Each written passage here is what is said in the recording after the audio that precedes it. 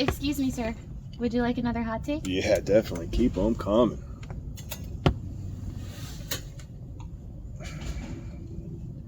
How's it going, everyone? We have a fantastic, action-packed, full of everything you want from NFL draft to fantasy, poker, and a little bit of soccer. So let's jump into it with our hot takes. First up, the Dallas Cowboys. With the draft they had, they're going to finish third in that division. The Eagles made the improvements they need to in their secondary. Their offense will click and roll again. And, the Cowboys, I think they probably even got passed by the Commanders if everything comes together for them. So I have the Cowboys finishing third in that division.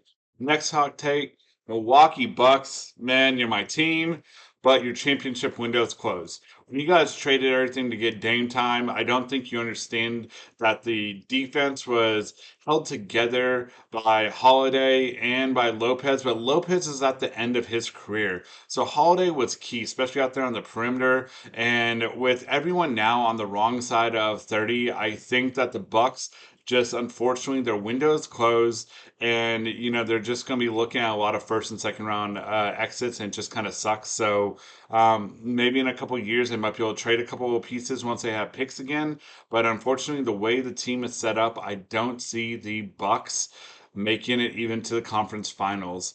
All right, Jordan, take it away with your hot takes. Man, oh man, oh man. My boys right here, we just doubled our win total in a weekend. Your club could never. But yeah, on a serious note, I don't see us winning more than 50 games. Especially how the season has started. It's remarkable how bad the White Sox have been. I expect them to be bad, maybe even 100 loss team, but now I'm guaranteeing they're going to be a 100 loss team. There's no doubt in my mind. It was nice. Not only did we finally get a series victory, but it was a clean sweep. So I have that to look forward to. But yeah, White Sox going to lose 100 games. They might even lose 110. Who knows? It's going to be a long one, so I'm going to enjoy these little victories. Thanks, Jordan. And here's my hot takes for the week. Zamir White is the most underrated player in fantasy right now.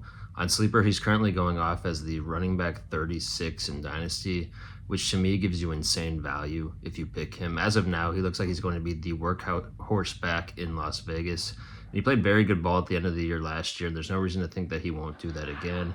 He's getting drafted behind backups right now, so I think you got to jump on him while you still can and get that value now.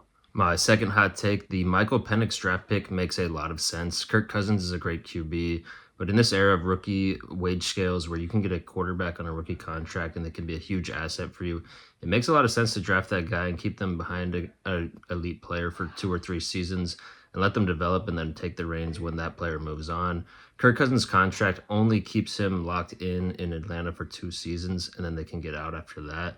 So I think it makes sense, bring him in, let him develop, and maybe he can become an elite player, and you can copy the Green Bay way of developing quarterbacks. I think that this could be a winning formula for teams in the future, and we'll see. I like Michael Penix a lot, and I like the landing spot in Atlanta as well. I could not agree more with you, Jacob. My hot take of the week is that Michael Penix going 8th overall to the Atlanta Falcons was the worst pick of the entire draft by any team. I'm not against Michael Penix. I think he could be an NFL starter, but you just signed Kirk Cousins to a $100 million guaranteed deal. Yes, even if after 2 years you switch it over to Penix, I don't think that justifies it. Your team is good enough right now to win that division. It's the weakest division in the entire league. The Buccaneers, the Panthers, and the Saints. And you shouldn't be making moves to worry about your future. You should be making moves to win the division now and get in the playoffs and have a chance to win.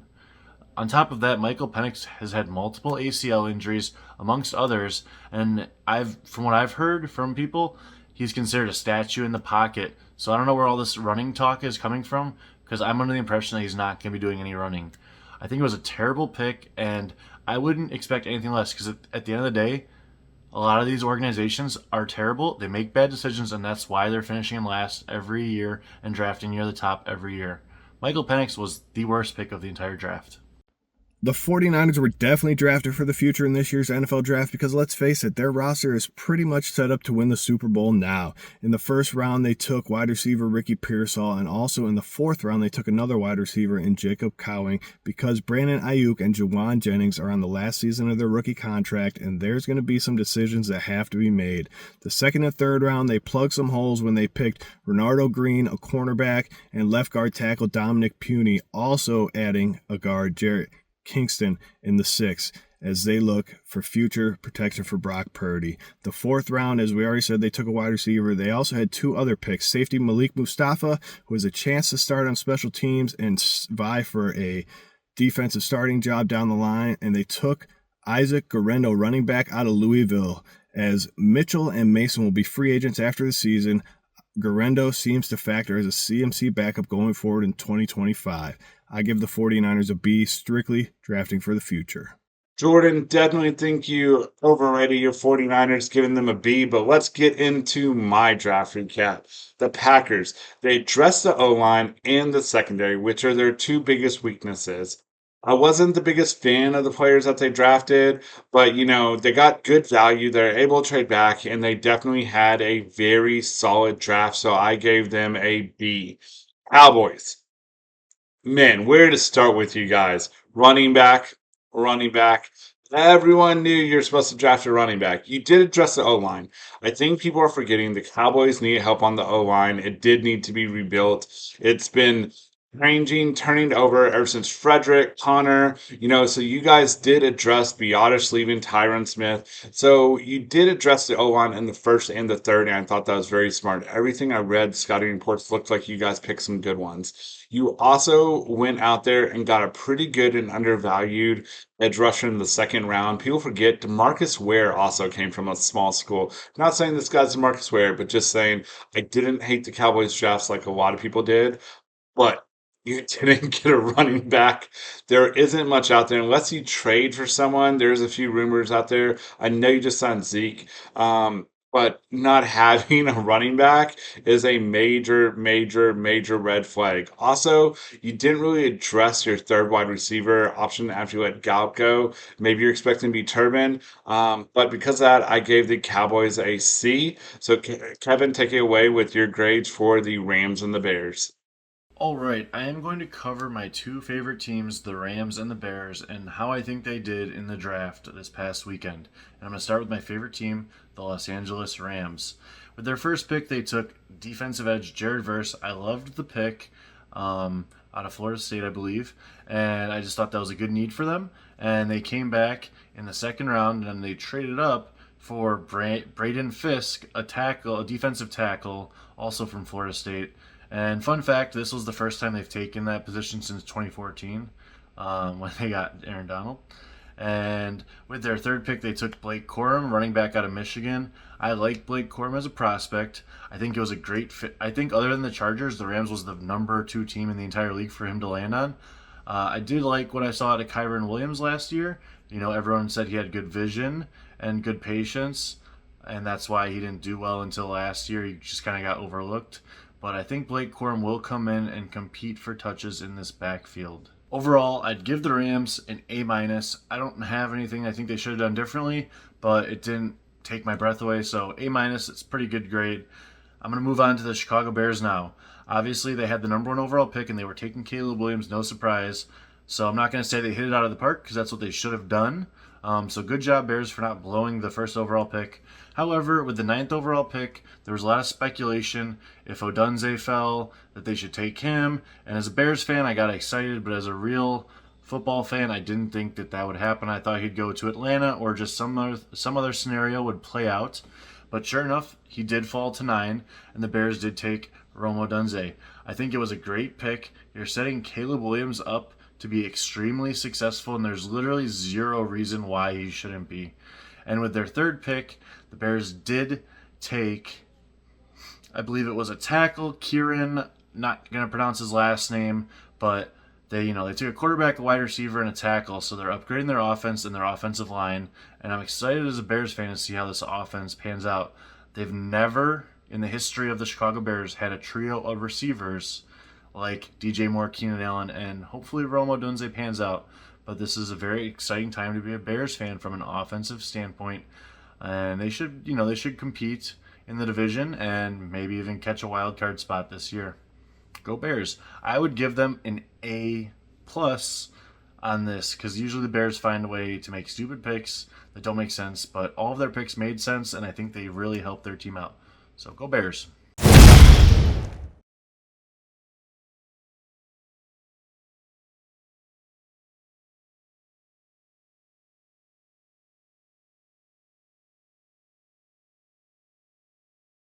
This is a poker hand I played at TCH Social in Las Colinas, Texas. In this hand, the MP raised to 15, the button called, and I woke up with 7-6 of clubs in the small blind. And here I could squeeze or call, but this time I decided to just call since my opponents weren't really folding at 3-bets, and the big blind also called. The flop came 10-7-3 rainbow with one club, so I flop a pair and a backdoor flush and straight draw. The action checks to the pre-flop raiser, who bets 25. The button folds. And for this price, I decide to call, which is probably bad, but anyway, the big blind folds and we go heads up to a turn, which comes another 3. Here, action goes check, check, so at this point, my read is that I have the best hand. I think that the player would keep betting if he had top pair or an over pair, so when he checks back, I think he has ace-king, ace-jack, ace-queen, king-queen, that kind of stuff. The river comes a deuce, and I see no reason to bet, so I check, and now he bets for 55. I look over at him and he looks nervous. The story doesn't really add up, so I make the call and we're good and scoop the pot. This is another hand from the same session. Action folded to me in the cutoff and I raised with ace-4 of diamonds to $15. The button called and the small blind called as well. The flop came ace-5 deuce with 2 diamonds, so we flop top pair and the nut flush draw. And now the small blind does something unorthodox. He leads for 15. Here I could call or raise, but I decide to call in case he has me beat with a better ace, and the button folds. The turn is the 4 of hearts, giving me 2 pair, but bringing a 1-liner to a 3. The small blind bets again, this time for 25. I think here I have a square call, so I make the call and we go to the river, which comes the deuce of hearts. Now the villain bets small once again for 30. Here I think I have to just close my eyes and call. I might be getting milked, but I'm getting a good price, and there's still value hands I beat for this sizing, so I do call and we are good versus a weaker ace, a 1-pair ace, ace-queen. Okay, time for a couple of poker hands. We're playing at the California Grand Casino. It's 2-3.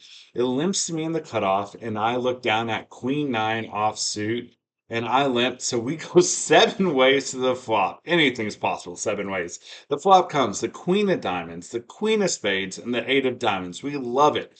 It checks to me, and I bet $18, and we get 3 callers. The turn is a 7 of Spades. Now the low jack bets into me for $75.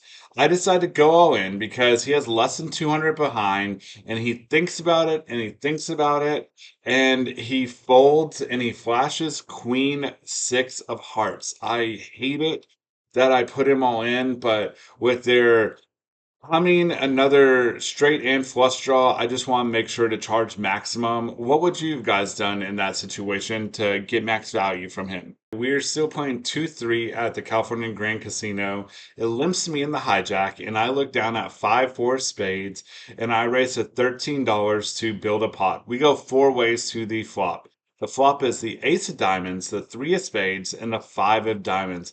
It checks to me, and I see bet, since this is actually a pretty good flop for my hand and my opening range, and we get the big blind to call. The turn is the 2 of spades. Now the big blind bets 50. I think for a couple of seconds, and I just decide that he's on some sort of draw, and we even have more out, so I make the call. The river is the 9 of hearts. The big blind now overbets for 350. I take about 5 seconds, and he starts going, "Hurry up! We all know you're folding." And I really didn't like him trying to rush me. Didn't know what he was doing. I did fold. But what would you guys do there? Do you think he was just trying to give me a fold, that he didn't want me putting the story together? I did put him on a misdraw and everything bricked out. I had, showdown value. So what would you done in a hand like that? Like I said, he started talking at about 3 to 5 seconds, going, "Hey, hurry up, let's go ahead and just move on." And I thought maybe in that moment he's trying to get me to do an angry call, because if I was wrong about him having bricked out, then maybe he did turn, the straight. What do you guys think? These are my top 5 tight ends for Dynasty startup leagues. At number 1, I have Sam Laporta. He came into the league and just absolutely dominated as a rookie last year. He averaged 14 fantasy points per game in PPR formats, and he should only build on that going forward. I think he has a very good chance to be the tight end 1 overall again this season. At number 2, I have Trey McBride. I expect him to build on the strong finish that he had last season. Kyler Murray should also be able to get him the ball a lot, and I expect McBride to compete to be the tight end 1 overall this year. At number 3, I have Dalton Kincaid. The Bills clearly have a bigger role and vision for him this year as they let their best 2 wide receivers go in the offseason. Kincaid should be a double-digit point scorer week in and week out in 2024. At 4, I have TJ Hawkinson. He's still only 26 years old. And although he's coming off a bad injury, I think he could be a quarterback's best friend for J.J. McCarthy. And as long as Kevin O'Connell's his coach, he's going to get fed the ball. And at 5, I have the controversial Kyle Pitts. He's still only 23 years old somehow, and he just got a major upgrade at QB who made Hawkinson the number 1 in points per game at the position last year. Expect a big year from Pitts this season and going forward.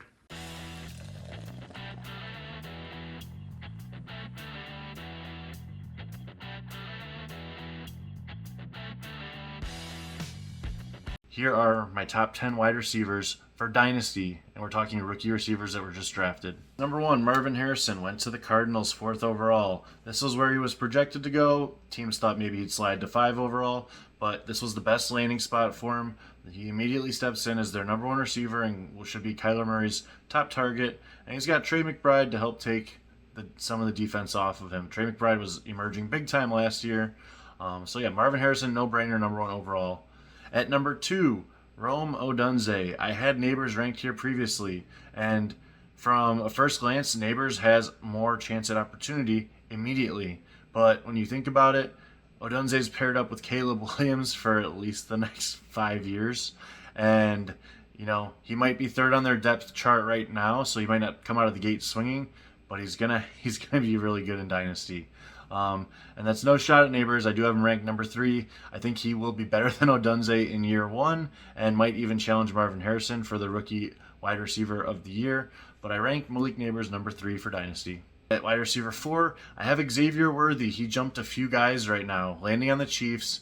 He's going to be an every down player. You don't need to sell this very much. He's Patrick Mahomes' new weapon, and he's the fastest receiver of all time according to the Combine.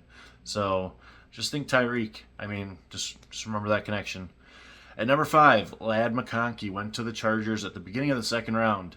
He's going to step in and be the new Keenan Allen. He's going to be their top target earner, and I do think he could put up a top 25 season as a rookie, let alone have long-term dynasty value.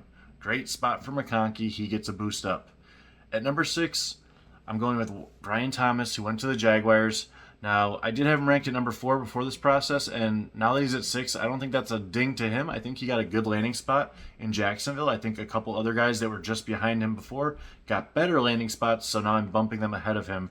But I still love Brian Thomas, and it's a great fit. Look at Calvin Ridley's numbers last year, and he should be able to put up 70 to 80% of that no problem immediately. At number 7, Keon Coleman, who went to the Bills at the beginning of the 2nd round. I was unsure about Coleman. A lot of people were down on him coming into the draft, but he got a great landing spot. Buffalo's in desperate need for an alpha wide receiver to step in right away, and I think Keon Coleman has a shot to do just that. At number 8, Xavier Legette, who went to the Panthers with the last pick of the 1st round. I think he has a chance to play right away. They do have Deontay Johnson, they do have Adam Thielen, and they do have Jonathan Mingo, who they took early last year. So he's going to have to compete to some extent, but I liked what I saw in the film from him, and I think, the landing spot's not great, but I think in a year or two it'll be just fine. At number 9, I have Ricky Pearsall, who went 31st to the 49ers. This one seemed a little weird to me. They must be very high on him, or they're preparing for the post-Brandon Ayuk era. But I do like the spot. I think Purdy's good. I think the 49ers are a good organization. And Pearsall may not step in right away if Ayuk stays there, but if they do ship him out like everyone thinks they're going to, Pearsall, immediately jumps up the board right after that. And with my number 10 and final pick for the top 10 rookie wide receivers in Dynasty, I went with Roman Wilson on the Steelers. The Steelers just know how to draft wide receivers. They breed studs year after year after year. dating back to even before Antonio Brown was on that team. Think Hines Ward. But anyways, Roman Wilson went in the 3rd round to Pittsburgh, and he does make the top 10 list, and I expect him to be a contributor in year 1.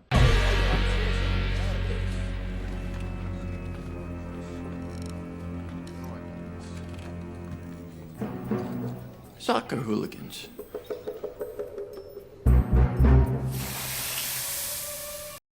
Ladies and gentlemen, welcome back to another edition of the Added Minutes with your boy Jordan Tennis.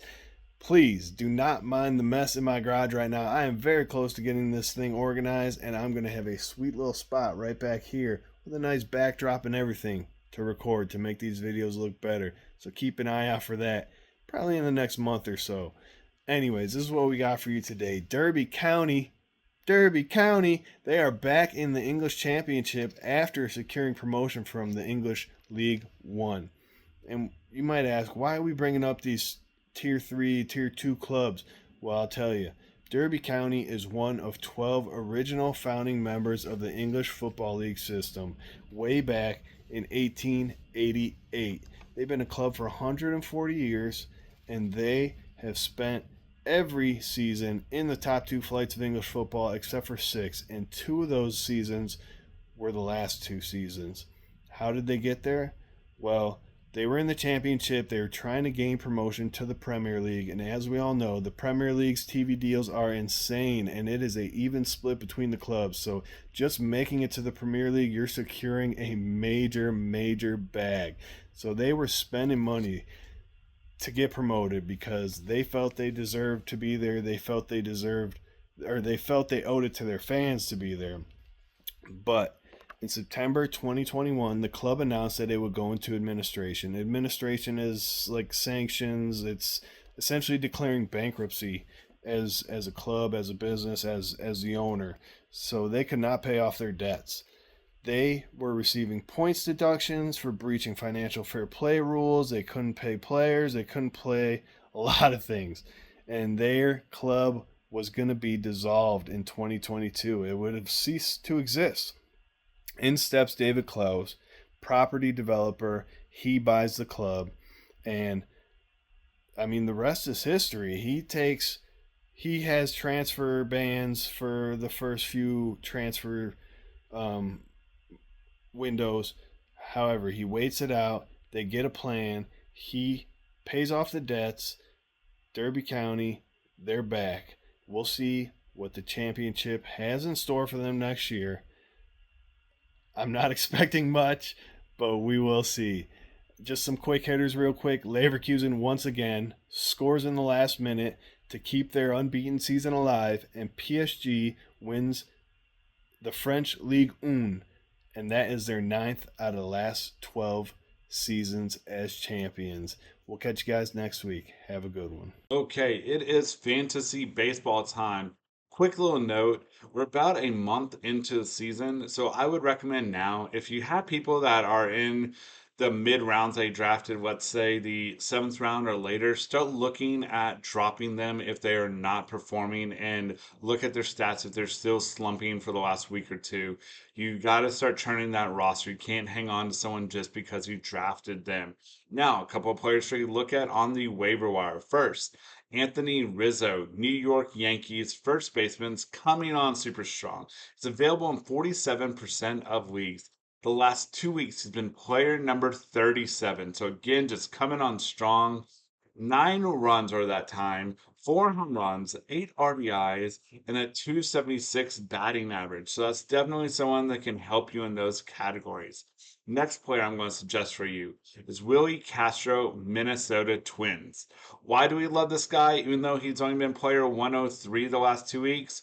Well, 103 is definitely usable, but he gives you position flexibility. Second base, third base, shortstop, outfield. We love players like that, okay? When they are someone that can plug and play on days off, whenever someone is taking, maybe you only have one shortstop and they're taking their rest day or something, bam, you got Willie Castro there to plug and play and help fill in a lot of those positions. So, as I said, He's been player 103 the last 2 weeks. He's available in 81% of leagues, so he's definitely being undervalued. People are sleeping on him.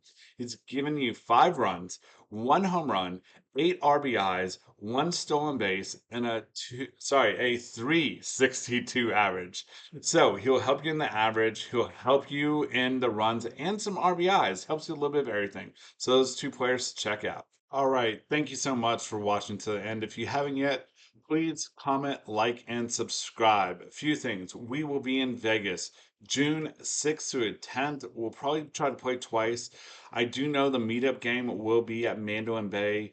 It's also during the World Series of Poker. So come out, meet us. If you're playing in the World Series, man, we'll have some merch for you guys to wear during your events. Next, we are going to have a meetup game while the Southern Poker Tour is having their event at the Horseshoe. We'll have 2 meetup games, one on Friday and one on Saturday. So come say hi. Definitely, again, get some merch. If you haven't yet, check out our website. We have hoodies, hats, we have polos, dress shirts, things that you can actually wear to work.